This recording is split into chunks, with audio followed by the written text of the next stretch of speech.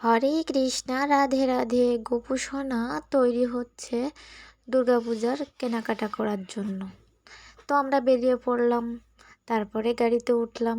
এবার আমরা যাচ্ছি গল্লামারি ইস্কন মন্দিরে। সেখানে আমরা পৌঁছে গিয়েছি।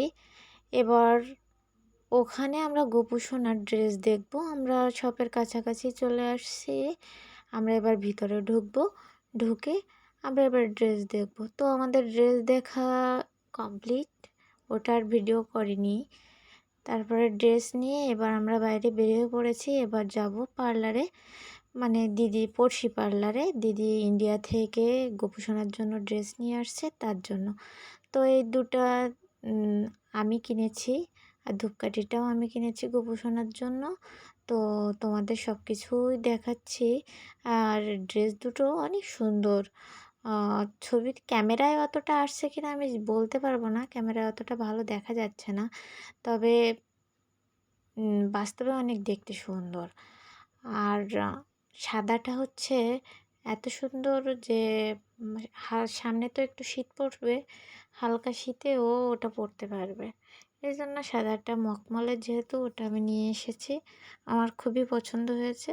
তো গোপু সোনারও খুব পছন্দ হয়েছে, গোপু সোনা গিয়েছিল নিজে। তারপরে এবার আস্তে আস্তে দেখাবো যে দিদি কি দিয়েছে।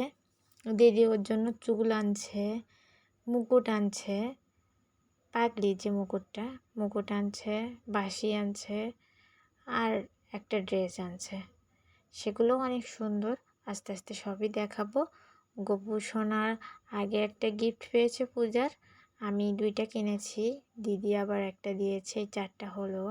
ও আরও এখনও গিফট পাবে ওর মায়ের থেকে, সেটাও তো দেখাবো তোমাদের সব কিছু। তারপরে বলে দিই, পড়শি পার্লারের অনার ঝুমা দিদি ইন্ডিয়া থেকে গোপু সোনার জন্য ড্রেসগুলো আনছে। তো সেগুলো আমরা দেখবো আর কি, এক এক করে দেখবো। একটু ধৈর্য ধরে তোমরা দেখতে থাকো। যেহেতু কেনাকাটার একটা বিষয়, তো এই জন্য একটু ভিডিওটা একটু বড়, এই জন্য তোমরা না টেনে দেখতে থাকো। চুল নিয়ে আসছে, অনেক সুন্দর, ও পরলে অনেক সুন্দর লাগবে। দেখো চুলটা কত সুন্দর, সফট। তারপরে এবার দেখাবো মুকুট, পাগড়ি যেটা। ওখানে আবার ময়ূরপুচ্ছও আছে, দেখতে অনেক সুন্দর। আর মজার বিষয় এইটা যে পাগড়ি, বাঁশি আর ড্রেসটা এক কালার, এত সুন্দর, মানে একটা লেমন ইয়েলো কালার চলে আসছে। তো দেখতে থাকো। আর দেখতে দেখতে আমরা ভিডিও শেষ প্রান্তে চলে এসেছি।